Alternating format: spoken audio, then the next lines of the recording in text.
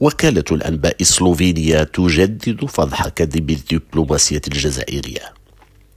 يبدو أن الجزائر لا تملك ذرة حياء دبلوماسي رغم توالي السقطات وتوالي افتضاح الافتراءات. يصر المسؤولون في الجارة الشرقية على نهج سياسة التزوير وتحريف الحقائق، وهذا ما وقع من جديد بعد اختلاق تصريحات مؤيدة للبوليزاريو نسبت لرئيس الوزراء السلوفيني. سقوط دبلوماسي جديد.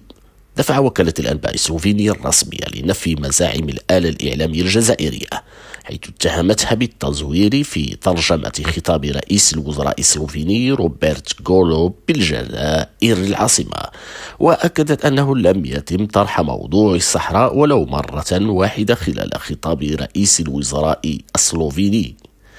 التكذيب السلوفيني جاء بعدما أوردت قنوات التلفاز الجزائري ترجمة كاذبة لتصريح جلوبو وفق لوكالة الأنباء السلوفينية، رغم أنه لم يتم طرح موضوع الصحراء ولو مرة واحدة خلال خطاب رئيس الوزراء السلوفيني.